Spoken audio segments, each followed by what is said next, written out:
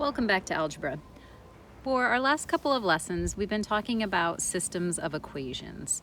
So a system of equations is just two equations that are related to each other. And their solution is where the same value for x gets the same value for y for both equations. So here's an example of how we would use it in real life. This graph shows us two different cab companies and what it would cost to take a ride in the cab. So down here at the bottom, we have the number of miles on our x-axis, and over here on the left on our y-axis, we have the total cost. So to take the blue cab, they charge you a $4 initial fee.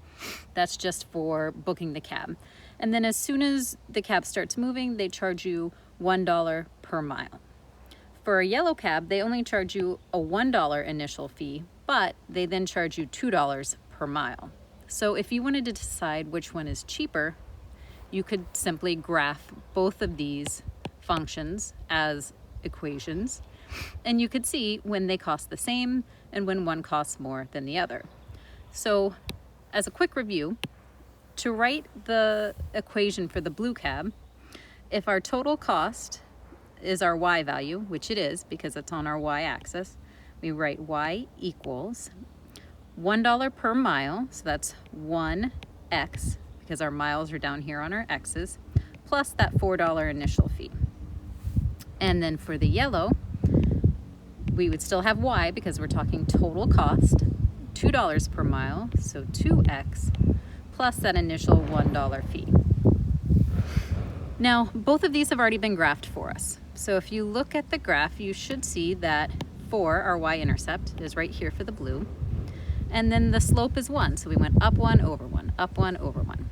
And that's how we got this line. We did the same thing for the yellow. The y-intercept is 1, but the slope is 2, so we went up 2 over 1, up 2 over 1. The solution to this system of equation is where the two lines intersect, and that's right here. So that solution we would write as 3, the x value, comma 7, the y value. And what it means is that at 3 miles, both cabs would cost $7. So if you're going to take a long cab ride, you probably want to take the blue cab because the farther you go, the less you have to pay compared to the yellow cab. But their solution is this intersection point. So in your practice today, that's going to be the first thing you do is identify solutions. So let's do a couple just to check.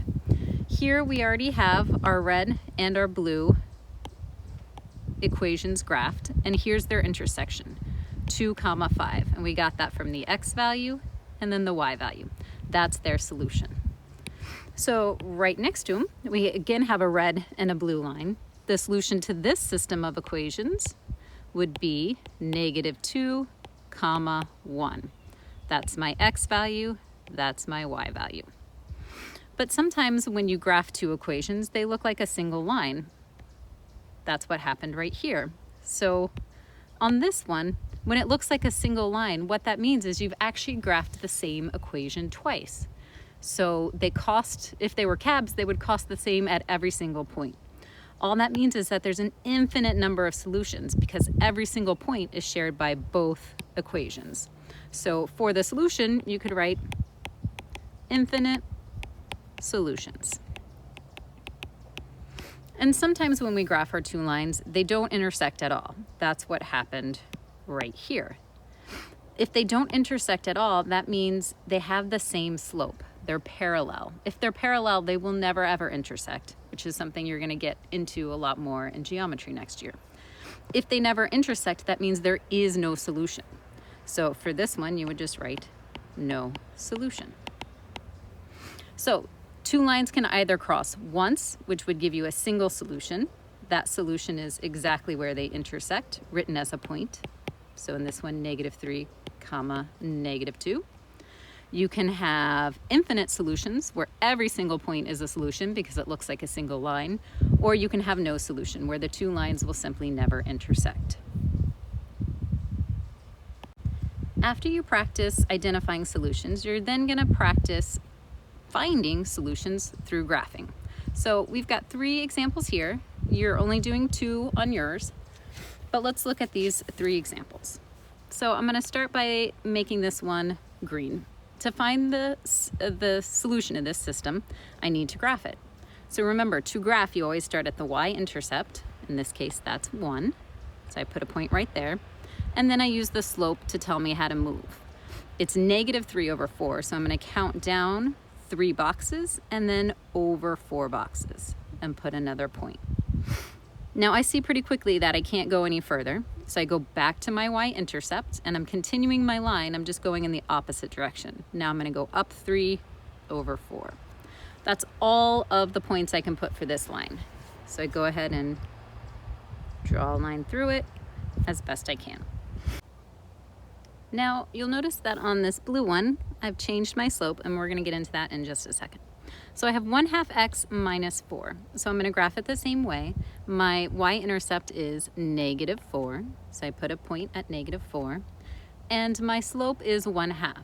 I go up 1 box over 2, put a point. Up 1 box over 2, put a point.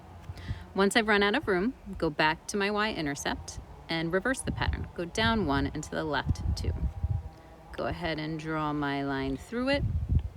Now, the solution to this equation, which notice it says be sure to write out your solution, is this point of intersection right here. So my solution as a point is 4, -2. Now the reason I went in and changed that slope is because the slope I had before, the 2 lines would intersect, but they would have intersected at a decimal. And since you can't see that exactly, it was a lot easier just to change the slope. All right, let's try 2 more examples. On this one, let's make this guy a yellow line, and we'll make this guy a red line. So for our yellow line, my slope is 5/4, my y-intercept is -3. So I'm going to start at -3, put a point, then go up 5 boxes and over 4. I've already run out of room, and I know if I go back to the beginning, I still can't draw anymore. Whoops. So that's basically my yellow line. My red line, my y-intercept is -2, put a space right there. And my slope, I don't have a number next to my x, so that means my slope is 1. And I can read that as 1/1. So I go up 1 box, over 1 box, up 1, over 1, up 1, over 1, up 1, over 1, up 1, over 1. Then go back to the y-intercept and continue it in the opposite direction. So here's my red line. And even though I've drawn my lines somewhat poorly, hopefully you see right here they share that point. So that is their point of intersection. That means that's their solution. And you write it as a point, 4, 2, x value, then y value. All right, on the very last one here, we've got 2 equations. Let's make this one green, and this one will be blue. All right, so for my green equation, my y-intercept is 2, so I put a point there, and my slope is -1/4. So that means I need to go down 1 and then to the right 4. I've run out of room, so go back to my y-intercept and reverse the pattern. Up 1 and to the left 4. I've already run out. Okay, so this is my line. Woo. Wow, I did that really poorly. There we go. Second line was a little bit better. So let me erase some of this poorly drawn line there. All right. And now for my blue line, I should notice immediately this isn't in slope-intercept form. The y is not by itself. In order to graph that, I need to convert it into slope-intercept form. So this is a lesson we did a couple of days ago. So all that means is basically I'm solving for y. I draw my line. I need to get y by itself. So I'm going to start with this -5x. If I add 5x, I have to do it on both sides of my equal sign. -5x plus 5x is 0, so that cancels out. Then I have 4y equals -16 plus 5x. I can't actually add these two because this term, 5x, has a variable that -16 doesn't, so they aren't like terms. Now my y is almost by itself, but right now it's being multiplied by 4. So to undo that, I need to do the inverse operation of dividing by 4.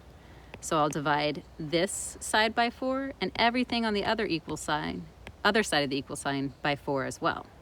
So 4 divided by 4 makes 1y, which is what I wanted. Negative 16 divided by 4 makes negative 4. And 5 divided by 4 would make a decimal, but I don't know how to graph a decimal as part of my slope. I do know how to graph a fraction as part of my slope, so I want to leave it in fraction form.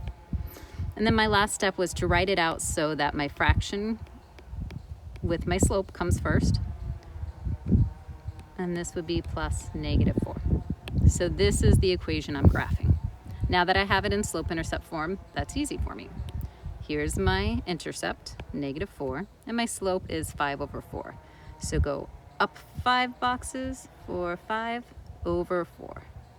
And I can tell already, here's the point that they have in common, right here. So the solution to this system is 4, 1. So on your practice, you're going to start by identifying some solutions, meaning they'll be graphed for you. Remember, there's 3 types, either a single point, or they never intersect, in which case there is no solution, or it looks like a single line, in which case it is infinite number of solutions. And then you will do 2 just like this. You won't have to convert, they'll be in slope-intercept form, so they'll be like these first 2 examples we did. All right, guys.